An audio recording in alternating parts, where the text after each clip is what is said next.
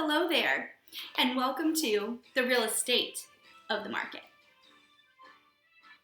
I don't think the real president has to pause his own YouTube song, so I'll be talking to my production team about that. But anyway, I have gotten a lot of questions this past week about the state of the market. So, how is all of this isolation and virus affecting the real estate world? Because that is a mile marker for financial markets and people's kind of understanding of the economy. So if you take nothing from this video, if you turn me off right now to go watch videos of unlikely animal friendships, just know right now we are not experiencing a great deal of strain. In fact, we are up in a lot of areas, which I'll get to. I've gotten questions from buyers, sellers, and homeowners and investors. So over the next couple of days, I'm going to be giving videos and information to each subset. But right now, we're going to look at the market as a whole. So just like in quarantine, people have different needs. People need snacks, people need shows, right now, they need facts, they need stories. So I hope to kind of address all of those in ways that you understand. If there are any questions about a specific scenario or number that I share, please reach out to me. I am endlessly bored. I'm an extrovert, and I need, if anything, right now to talk to you. So anyways, we are going to start with an overall look at the global market and what we're finding, or national market, I would say. The National Association of Realtors did a poll, and 75% of people have seen no change in their buying side in their market, and 78% have seen no change in the selling side of their market. The same, if not a little bit better, is true here in the Triangle. We were up actually 10% in showings this past weekend. And I will be transparent, last year at this time, there was a basketball moment happening. I apologize, sports fans, but they're doing the basketball. And this year, clearly, we don't have that. So that may have had some way on what happened and why we're up. But overall, this week, too, for our office has been majorly higher than normal. So just know that demand is still out there. And if you're considering selling or buying, and you're kind of on the fence and you're worried, here's a rough, very true, tough love fact. The things that will keep happening are people will need to relocate, people will need to upsize or downsize, people will have babies, people will get sick of each other in quarantine and want to sell their townhome, and a renter might move right in, leases will end, jobs will move people around.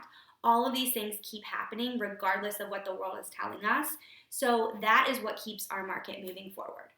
Another note about that, here in the Triangle, we're actually really protected historically from a lot of ups and downs. We do feel some strain during these big recessions that may or may not be coming.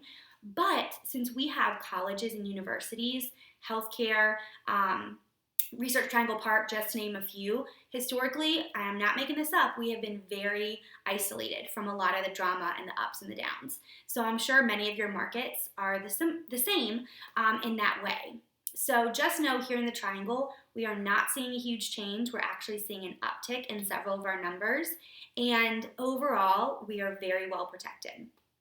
So some things that I'm seeing in the market story-wise are there are still multiple offer situations. There are still numerous houses hitting the market every day and happy families finding homes. One thing that I love that I'm seeing is creativity, which is a huge pillar in my business.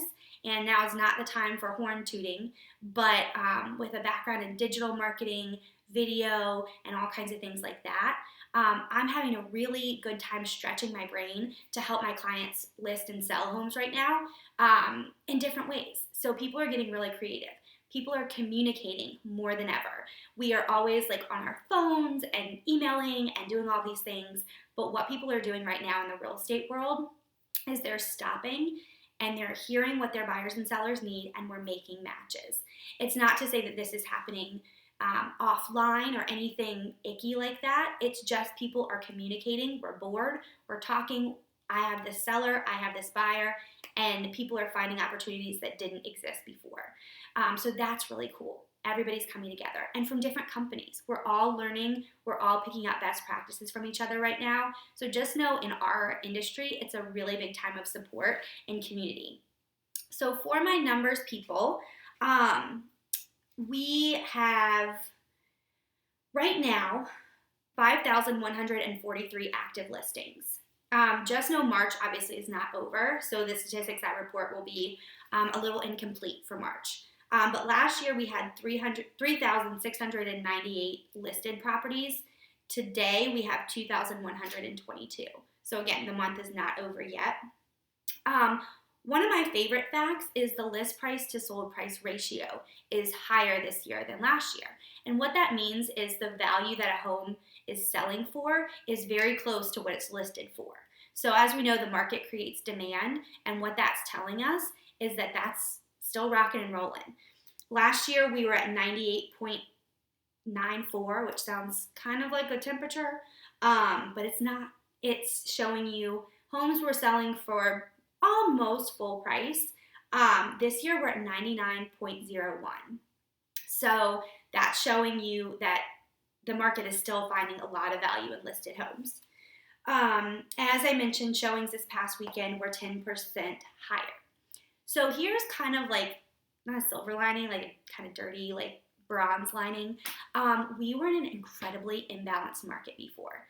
To have a healthy, balanced market where nobody's panicking on either end, nobody's losing out on houses, we need 6 months of inventory. And if you've bought or sold recently, you know that's not been the case. Currently, we have 1.9 months of inventory.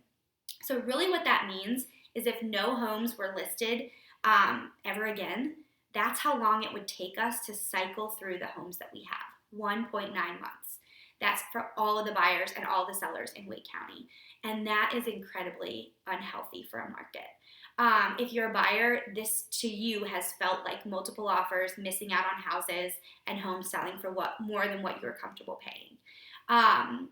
Even if nothing really improves for us until April or May, we are inching towards a more comfortable situation for buyers and for sellers. So just know unfortunately, we're in a really, really imbalanced, unhealthy market, and we're inching towards something that makes more sense and that's more normal. Overall, let's see what else here. I got my notes. The things that will keep happening will keep happening. The things that drive people to list and sell in the first place will still occur. People are thinking outside the box. We're doing virtual open houses. We're doing digital showings. People are sharing tips and tricks and really helping each other out. So look for the good in the situation. For investors, this is a phenomenal opportunity. For homeowners, this is a really great opportunity to refinance. Again, I'm going to be talking about all of that, and we'll get into mortgage too a little bit later. But just know I'm always here to help. Again, the pillars of my business are creativity, affection, and training. So I plan to push those to the limit over these next few weeks, and we are all in this together. I love you guys. Elbow bumps to everybody. Let me know how I can help.